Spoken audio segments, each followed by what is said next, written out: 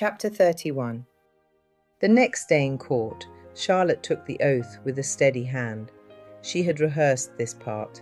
Gerald had made sure of that. When she sat in the witness box, smoothing her skirt, she kept her gaze fixed just above the jury's heads. Her line of sight was high enough to avoid their eyes and low enough to appear composed. The courtroom settled into attentive silence.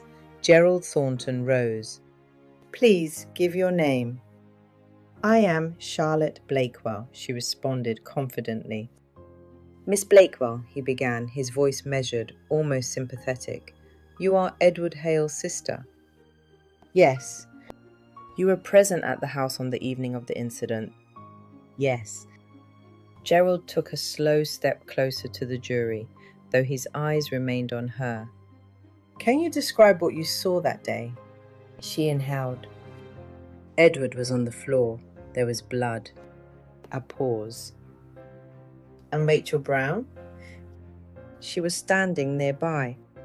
Gerald tilted his head slightly. "Doing what, please?" Charlotte hesitated, just a fraction of a second. "Holding a knife." "Was there anything about her demeanor that frightened you?" Charlotte's fingers tightened around one another in her lap. She looked distant, not herself.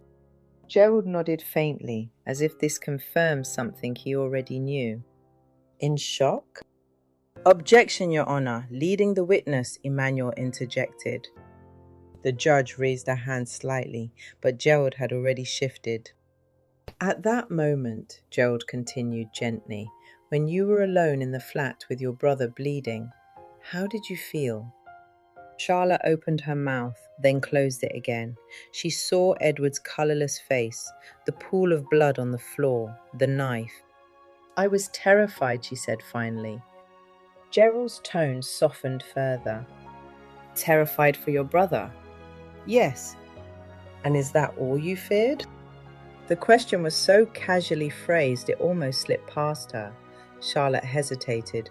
Gerald waited. The silence stretched just long enough to become uncomfortable. "No," she said at last. "I feared for myself too." Gerald inclined his head, satisfied. "Thank you, Miss Blakewell." He turned to Emmanuel and added, almost arrogantly, "Your witness?"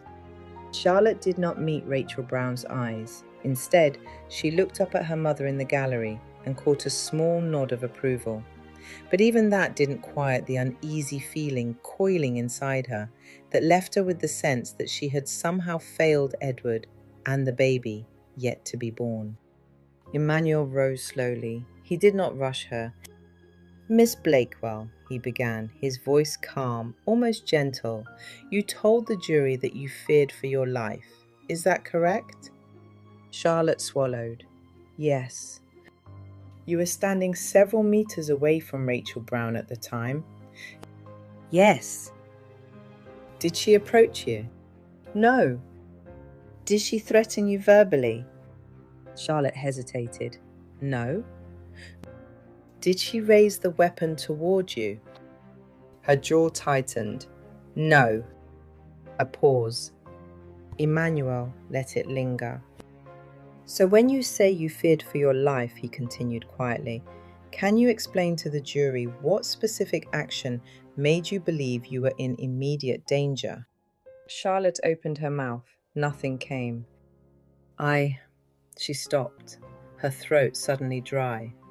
"I was in shock. My brother was bleeding. Everything felt dangerous." "Of course," Emmanuel said softly. "Shock can be overwhelming." He let the words settle.